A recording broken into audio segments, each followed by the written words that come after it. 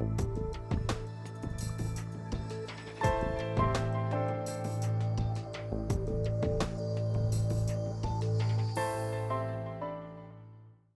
hey, ladies and gentlemen, it's me, Jermaine, and I'm back with another Simple Truth News update.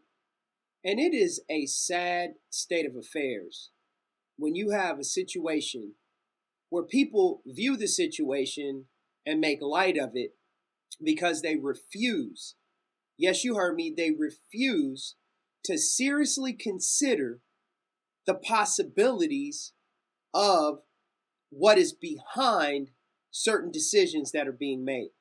Now, what I am speaking of is that I was reading the WashingtonPost.com, and there's an article where they are talking about a number of states that are looking to secede from the United States after the results of the election 2012.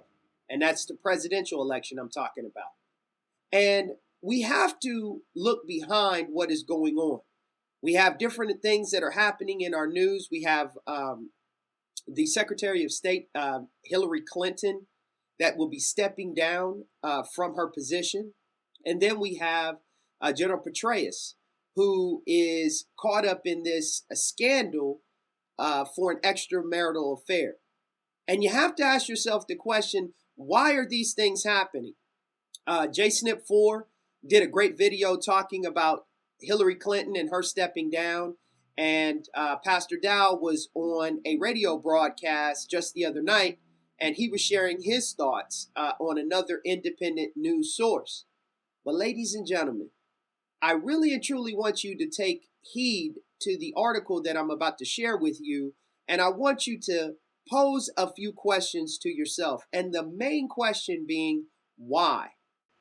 Please allow me to make the correction. This article is from the Washington Times.com, and please forgive me, I think I may have said the Washington Post.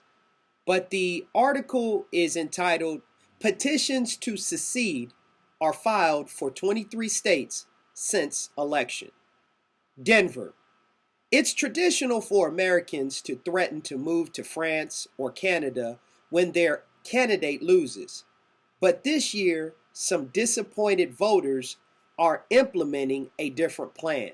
In the wake of the November 6 election, petitions seeking to secede from the Union have been filed on behalf of 23 states on the White House website. Most of the petitions contain the same wording and ask to withdraw peacefully from the United States in order to form independent governments. Critics describe the effort as a bit of an overreaction. Anyone who wants their state to secede from the Union is someone whose brain has already seceded from their body, said John Andrews, director of the Conservative Sentinel Institute at Colorado Christian University. Still, the White House may have to take the request seriously. According to the website, any petition receiving 25,000 online signatures on the We the People page within 30 days of posting will receive a review by the appropriate executive department and a response from a White House staffer. As of Monday, the Texas petition had already exceeded the 25,000 signature threshold, and the Louisiana petition was fast approaching the cutoff with more than 18,000 signatures. Most of the petitions were posted online November 10th, which means they have until December 10th to qualify for response. It's impossible to tell from the website who is behind the drive, given that those signing the petition only use their first names, last name initials, and city and state of residence. The website does show that most petitions include the John Hancocks of signers from other states. Steve Etchler, CEO of TeaParty.org, said the organization isn't involved with the petition drive, but added that he wouldn't be surprised if Tea Party advocates were at the root of it. We have not put out anything seceding from the United States, but the feedback we're getting shows that people believe that their elected state leaders are more in tune with their needs than those of the federal government, said Mr. Etchler. He added that support for secession has cropped up in comments on the organization's blogs. People are feeling disenfranchised. They're feeling a loss of voice, and they just don't know what else to do, he said. Many of the petitions make their argument by quoting extensively from the Declaration of Independence, although some also add that the federal government has grown too large. The U.S. continues to suffer economic difficulties stemming from the federal government's neglect to reform domestic and foreign spending, says the Texas petition, which had more than 34,000 signatures as of Monday evening.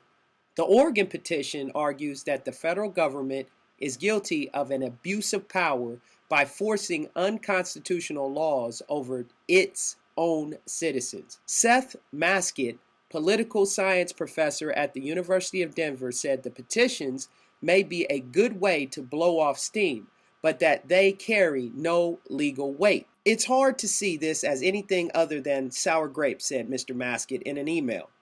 These petitions have no legal power and no president would ever agree to them. It's a way to register dissent with the way the majority of the country voted last week, but it's little beyond that. Then again, said Mr. Etchler, the petitions could be the start of something big, such as the first call for a constitutional convention.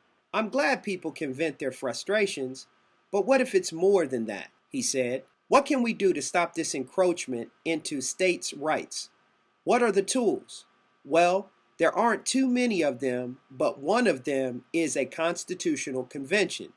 Petitions have been filed on behalf of the following states: Alabama, Arizona, Arkansas, Colorado, Florida, Georgia, Indiana, Kentucky, Louisiana, Minnesota, Mississippi, Missouri, Montana, New Jersey, New York, North Carolina, North Dakota, Oklahoma, Oregon, Pennsylvania, South Carolina, Tennessee, and Texas. Now, ladies and gentlemen, we have to consider the possibility that there is something seriously wrong with the fact that states want to separate themselves from the federal government. We have to wonder what is going on. This has been the simple truth, and as I always tell you, the simple things are oftentimes the most profound, but yet they're the most difficult to put into practice and to actually do. I want to thank you, and you for joining me, and I'll see you again real soon.